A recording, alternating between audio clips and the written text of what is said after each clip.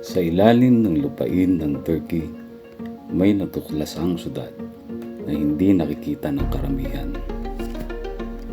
Tinatawag itong Derinkuyu Underground City, isang maiwagang lungsod na nakatago sa ilalim ng lupa.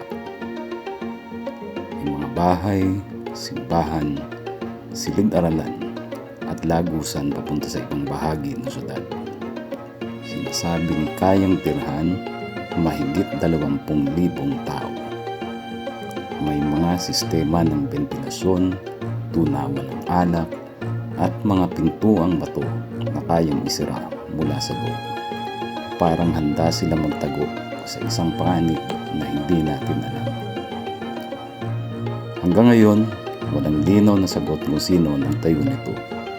Sabi ng ilan, ito raw ay tinayo ng mga Hittites. Ang iba naman, naniniwala na ginawa ito ng mga nilalang na galing sa ibang panahon o ibang mundo. Kapag pumasok ka sa mga lagusan nito, mararamdaman mong parang may matang nakatingin mula sa dilim.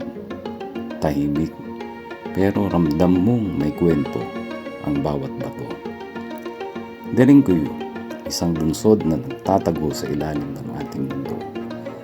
Marahil, hindi lang ito ang tanging syudad na nandyan.